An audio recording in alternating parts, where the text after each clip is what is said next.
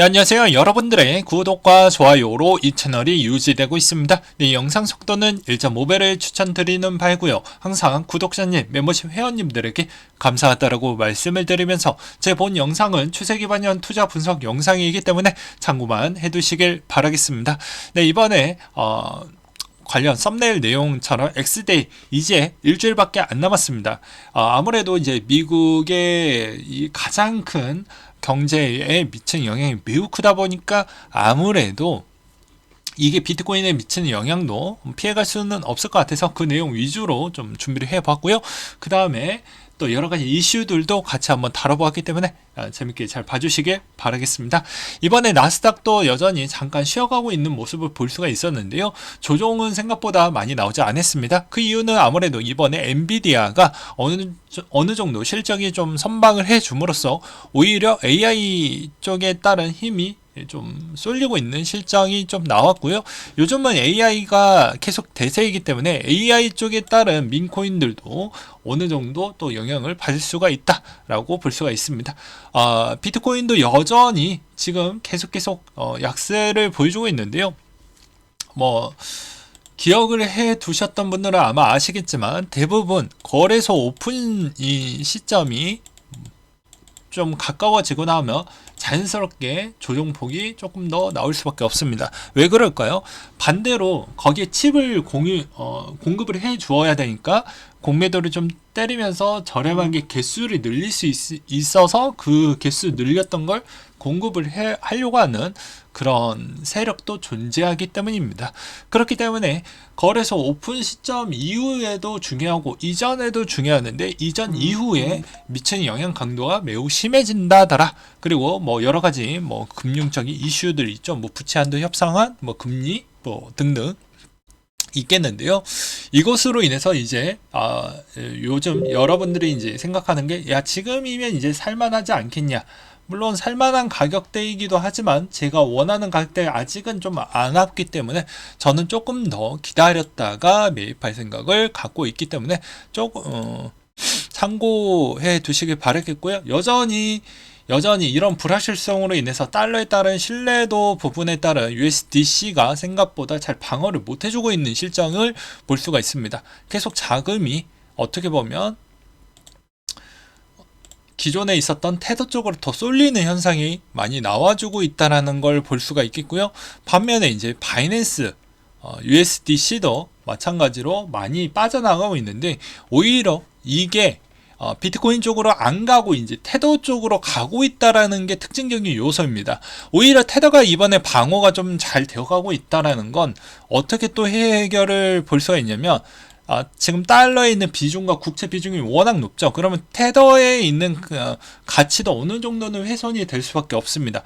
왜냐하면 이번에 한 번 더 금리를 올린다고 하면 어떻게 보면 테더가 국채를 매입했던 시점 대비보다 가치가 많이 훼손이 됐기 때문에 테더에 있는 위치도 별로 좋지 못하겠죠. 그러면 여기서 비트코인으로 또 갈 거냐라고 보았을 때도 좀 애매한 위치입니다. 그러니까 대체적으로 비트코인을 좀 순이익의 15% 구간을 테더 측에서 그렇게 했던 배경도 여기에서에 있는 그 자기의 자산의 배분의 손실비를 충족하기 위한 외부 조건을 좀 맞추지 않았냐라고 저는 그렇게 개인적으로 사견을 드리고 싶습니다. 또한 이제 비트코인에 따른 움직임은 아무래도 청산비가 정말 중요할 것 같은데요. 청산 부분도 생각보다 롱 포지션이 좀 많이 깨졌기 때문에 숏도 어느 정도 깨질 비가 이제 서서히 움직일 것으로 보여지는데 아직은 그렇게까지 좀 보여지진 않고 있는 실정입니다. 왜 그럴까요? 거래량이 그렇게까지 또 많이 나와주지 않았다는 게 좀 다소 아쉽다라고 볼 수가 있겠고요. 그 다음으로 이제 여러가지 시장 메시지는 다음과 같습니다. 네, 이번에 FMC 의사록이 공개가 됐죠. 신중파와 매파 내용인데요.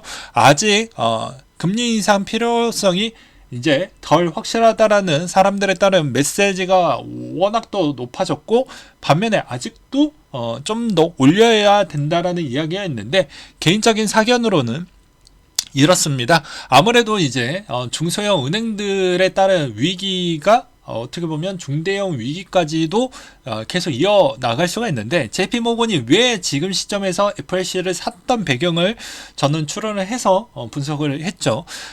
이 시점 이후에서 어차피 금리 올려봐야 한두 번 그 이상은 안 될 것 같다. 왜냐하면 그것으로 인해서 중소형 은행들이 또 무너지게 되면 여기서 부채 한도 협상안도 안 된 상태에서 이거를 합병하기 위해서는 쉽지가 않은 구도가 더 나오겠죠. 그러니까 여기서 일단락하려고 하는 성향이 훨씬 더 길어진다. 그러면 당연히 JP모건 입장에서는 FRC 시점에 있는 매입은 최적기라고 생각을 했다라고 저는 또 보여집니다.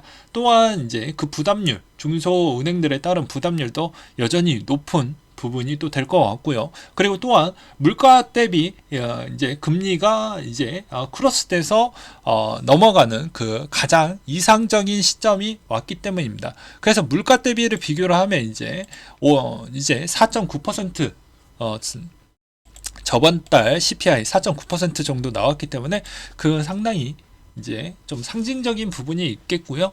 여기서 한 번 더 올리게 되면 이제 물가의 올해 목표치를 올릴 부분을 조금 더 근접하게 좀 가져가려고 한다라고 생각을 합니다. PC 물가 뭐 2.5%를 생각을 하고 있기 때문에 그걸 맞추려고 하면 조금 더 올릴 수는 있겠죠. 근데 저도 오히려 JP모건이 좀 흔들린다라고 하면 이것도 이제 내년에 대선이 있기 때문에 제가 보기에는 여기에서 좀 마무리를 하려고 할 것 같다라고 저는 그렇게 생각을 하고 있습니다. 그래서 앨런 재무장관도 6월 초 시한 재확인이 필요하다고 계속 압박을 넣어주고 있고요. 또 엑스데이 이후에 진짜로 박살이 날 것 같냐라는 뭐 발작 같은 것도 요즘 이야기가 많이 나오고 있습니다. 여기에서도 발작 조짐에 있는 5가지 내용을 보게 되면 뉴욕 증시 비트코인 하락, 단기 국채 금리 폭락, 미국 달러 강세, 경기 침체 시그널, 그리고 CDS 프리미엄 급등이 나오기 때문에 연쇄적으로 문제가 될 수 있는 게 많이 나옵니다. 그러면 이것으로 인해서 시장에 있는 패닉셀이 등락폭이 2011년도 때를 많이 비교를 해서 이것도 일찍 알려드리기도 했었죠. 등락폭이 워낙 커지면서 한국은행 보고서를 발췌해서 못해도 한 3주 전에 알려드렸던 것 같습니다. 이렇게 나올 확률도 아예 없다라고 보기에는 어려울 것 같습니다. 그런데 저는 오히려 이제 여기에서 여러분들은 선택을 하시면 됩니다. 여기서 부러질 것 같다, 그렇지 않을 것 같다, 둘 중에 하나예요. 저는 오히려 그럴 확률이 매우 저조할 것이다 라고 생각을 합니다. 왜냐면 아직 미국 정부가 여기서 제어가 가능한 범위가 거의 없잖아요. 물가 아직 제어 범위 아니죠. 그 다음에 여러 가지 지금 은행에 따른 불확실성 아직 많이 커져 있는 상태죠. 그리고 또 부동산도 생각보다 회복을 보여주고 있긴 하지만 아직도 좀 덜하죠. 그리고 이제 막 기업 실적들이 정말 중요한 3분기 시점으로 넘어가는 시점이죠. 이런 것까지 종합적으로 본다고 하면 미국이 그런 위험수를 둘 것이냐 라는 것인데, 이제 이건 사람이 결정하는 부분이기 때문에 정말 정답을 잘 맞추기에는 어려울 것 같습니다. 각자 한번 생각을 해보시길 바라겠고요.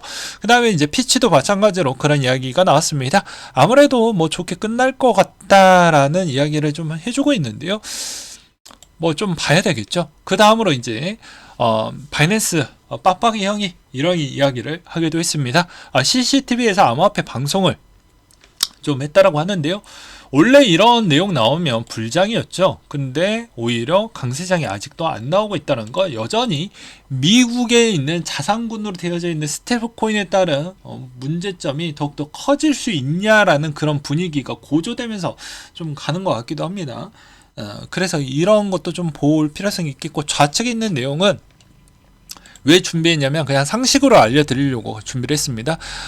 이번에 소비재 부분에 있었을 때 가격 추이가 엄청나게 많이 올라갔죠. 그래서 영업이익이 크게 늘어났다라고 표현이 되어져 있는데 당연한 것입니다. 물가가 미쳤는데 그 가격 전가를 기업들은 다 했고, 수치적으로 봤을 때는 당연히 전년 동기 대비 올해 실적이 어마무지하게 개선이 될 수밖에 없죠. 왜냐? 그냥 말 그대로 수치상으로 보았을 때, 숫자의 수치상으로 보았을 때는 말이죠. 왜 그러냐면 제가 비빔면을 정말 좋아하는데 물론 2년 전 때는 1,000원이었습니다. 근데 작년에 1,100원, 10% 올랐죠. 그 다음에 올해 1,300원이 됐습니다. 어마무지하게 올랐다고 볼 수 있습니다. 이게 별거 아닌 것처럼 보이지만 1,000원일 때 100원 올랐으면 10% 올랐죠. 2년 전에 하면 30%가 넘는 가격을 올렸다고 볼 수 있습니다. 그래서 웬만하면 이런 쪽 실적이 그냥 그런가 보다 이렇게 넘어가면 안 되죠.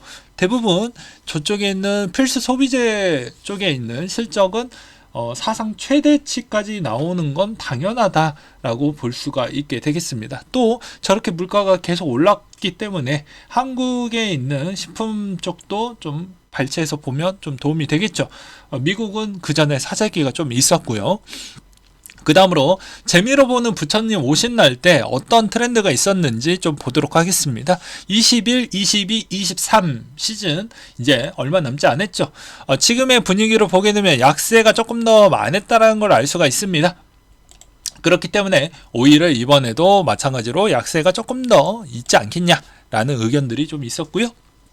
그 다음으로 이번에 비트코인 대규모 시장가 매도가 좀 발생을 했다라고 하는데요.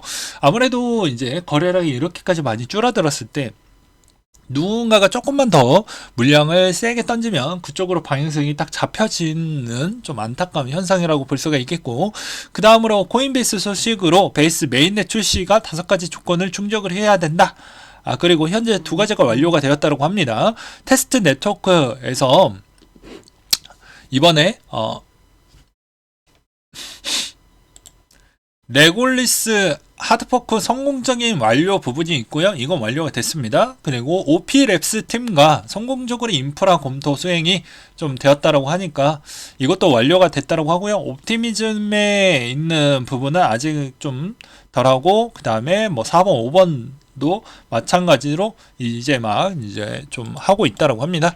한국의 금리 발표했죠. 동결입니다. 이것으로 인해서 이 갭 차이가 여기서 만약에 추가 인상이 있으면 여기서 갭 차이가 이제 2% 넘게 나가게 되면 제가 하반기에도 아마 여기에서 더 환율이 더 내려가기에는 어려운 부분이 될 것 같아요. 동결한다고 해도 쉽진 않을 것 같습니다. 경기가 회복을 보여주던지 중국의 수출했던 비중이 꽤 되기 때문에 그게 중국에 따른 회복 속도가 더 빨라주던지 해야 되는데 좀 쉽지가 않기 때문이죠. 그렇기 때문에 투자 자금으로 들어올 수 있는 돈이 생각보다 제한이 될 확률이 매우 높다. 그리고 또한 이번에 이런 부채한도 협상안으로 인해서 눈치가 좀 빠른 기업들이나 CEO들은 어떻게 행동을 하고 있냐면요. 그 중간에 기업체나 그 다음에 여기에서 단기 국채를 좀 많이 사려고 합니다. 단기 국채 있는 수익률이 생각보다 좀 짤짤하다라고 합니다. 이번에 이자도 뭐 미쳤다라고 하더라고요. 뭐 5% 넘게? 뭐 그렇게 뭐 된다라고 합니다. 그 다음에 이번에 지난 5개월간 선물 비트코인 ETF 자금 유입이 이번에 좀 강하게 들어왔다라고 하는데요. 9억 달러나 증가를 했다라고 합니다. 이것도 되게 웃긴 게 JP 모건, 그 다음에 모건 스탠리 등등 보게 되면 다 별로 좋지 않는다라고 해놓고서는 ETF는 자금이 차곡차곡 들어오고 있다는 거 보면 되게 웃기죠. 그 다음으로 이번에 피델리티 에셋 보고서가 나온 게 있었는데요. 간략하게 내용을 보게 된다고 하면 다음과 같습니다. 네, 아무래도 자산 투입한 기관들은 존재를 하는데 분배 규모는 아직 좀 작고 메인 기관들은 여전히 부족하며 이번에 진입한 기관들은 비트와 이더 포함한 것에 불과한다. 주요 관심사는 가격 자체에 따른 상승도 있는데 수익 증대와 기회 창출에 따른 디파이 부분에 따른 관심사도 있고 NFT에 따른 관심사도 있다. 그렇기 때문에 이런 것을 종합해서 이제 관심도를 조금씩 이번에 보여주고 있다는 게 큰 의미가 있다더라 라고 이렇게 또 보여주기도 했습니다. 그리고 또 이제 이번에 또 자체적으로 피델리티 연합에서 준비하는 거래소 부분에 따른 내용도 좀 다뤄지기도 했었네요. 그 다음에 이번에 피싱 또 여전히 끊임없이 나오고 있다라고 하는데요. 이 피싱 스타벅스 그 전에도 소개를 드렸는데 요즘 계속 날라온다라고 합니다. 특별히 조심하시길 바라겠고요. 그 다음으로 챗 리플 미국 변호사 이번에 이 약식 판결 가능성이 매우 높다. 예상 공개일이 나왔는데요. 6월 중순 6월 13일이라고 합니다. 그래서 리플코인 갖고 계시는 분들 대응하시길 바라겠고요. 페페 220만 수익을 냈던 스마트 머니 월렛 주소가 좀 움직였다고 하는데 이제 페페나 RFD를 매수를 좀 들어갔다고 하니까 유심하게 잘 체크를 하시면서 대응을 해보는 것도 맞지 않을까 싶습니다. 그리고 EDXM 거래소 최근 근황을 또 준비를 해 봤는데요. 계속해서 엔지니어를 좀 구하고 있는 시점이 있는 것 같습니다. 그래서 아직 계속 준비하는 단계라고 보시면 될 것 같습니다. 기존에는 거의 나오지 않았던 내용들이 이제 막 조금씩 나와주고 있는 걸 볼 수가 있게 될 것 같습니다. 네, 마지막으로는 여전히 약세를 보여주고 있는 이런 비트코인 부분에서 본인의 투자 철학만 훼손이 되지 않는다고 하면 크게 문제가 되지 않을 것 같습니다. 그렇기 때문에 여러분들 나름대로 전략을 잘 만들어서 좀 가져가시길 바라겠고요. 마찬가지로 나름대로에 있는 이런 커뮤니티에서도 다 코인판 5년 차입니다 라고 해가지고 나는 마진 거래를 하는데 나만의 팁을 공유를 해주겠다 이런 내용들이 꽤 있어요. 이렇게 체계적인 계획과 자기가 이때까지 필드에서 뛰었던 경험치 기반으로 이렇게 이제 조금 뭐 정보에 따른 나눔을 한다라는 분들이 있는데 대부분 내용은 뭐 비슷합니다. 레버리지 크니까 좀 적게 쓰고 그 다음에 기준과 원칙을 잘 지켜라 이러면 약간 고수적인 내용들이 꽤 있는데 이게 진짜 기본 베이스 중에 기본 베이스인데 이걸 잘 지켜내지 못한다라는 것과 그리고 자기에 있는 재능의 그런 평가는 자기 자신이 깨달아야 된다라고 저는 계속 말씀을 드리고 싶습니다. 왜 그러냐면 이게 1, 2년 정도 때만 해도 어느 정도 성과가 빨리 회복하는 친구들이 있어요. 근데 1, 2년 차가 넘어가는 3년 차에서 5년 차 요 사이가 되잖아요. 그렇게까지 막 드라마틱하게 상위급까지 올라오지 않는다라고 하면 제가 생각하는 바에서는 지금 물가가 많이 올랐잖아요.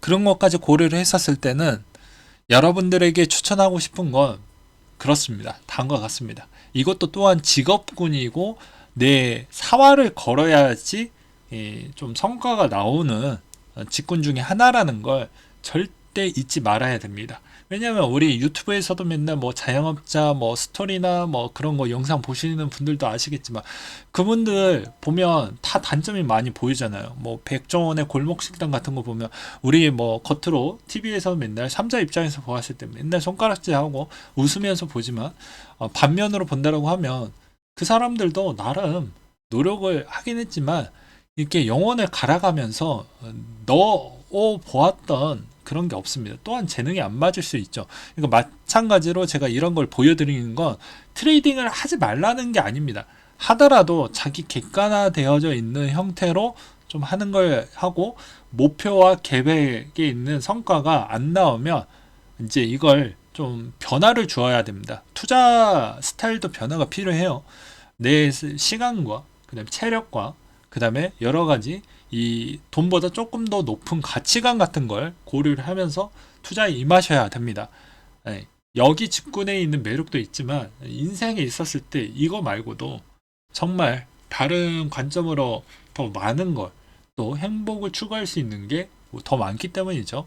그래서 약간 꼰대스럽기도 하겠지만 제 구독자층이 워낙 형 누나분들도 많이 있고 근데 트레이딩을 또 좋아하시는 분들이 너무 많이 있기 때문에 다시 한번 언급을 드리는 겁니다. 그래서 제한된 그 기간 안에 어느 정도 위치까지 올라왔는데 그 기간 안에서 만족하는 수익까지 올라오지 못했다고 하면 이걸 추세 기반형으로 돌리는 게 맞고 마진은 최대한 최소화로 가져가는 게 좋고 다른 전략 형태로 접근하는 게 더 이롭다라는 걸 말씀드리는 바입니다. 물론 재능이 있으신 분들은 계속 하셔도 돼요. 근데 재능에 있는 그 상위 집단은 어떤 직군이든 간에 그 돌파하기가 그 천장을 돌파하기가 정말 어렵습니다. 그래서 노력파와 재능파가 재능하고 있는 친구들이 노력까지 장착을 하면 이 사기캐가 된다라는 이야기가 다 그런 이유라고 하거든요. 요즘은 잘생긴 애들이 운동까지 해버리니까 이게 그냥 사기캐가 되는 시장으로 지금 변화하고 있습니다. 옛날에는 잘생긴 애들이 운동은 잘 안 했거든요. 그래서 저 같은 애들이 뭐 많이 연애 시장이든 결혼 시장이든 간에 많이 밀리고 있다. 이렇게 또 안타깝다라고 볼 수도 있습니다. 아무튼 이번 시장에서는 계속 내려갈 것처럼 보여지지만 아무래도 거래소 이제 좀 정리가 좀 되고 홍콩 오픈되고 이전 이후에 이제 변화폭을 좀 보면서 대응할 구간으로 넘어가고 있으니 잘 보시기 바라겠고요. 조금 더 이 힘겨운 시장 잘 버텨낸다고 하면 또 좋은 성과 나올 겁니다. 좀 더 기다려 보자고요. 네, 이상으로 마치도록 하겠습니다.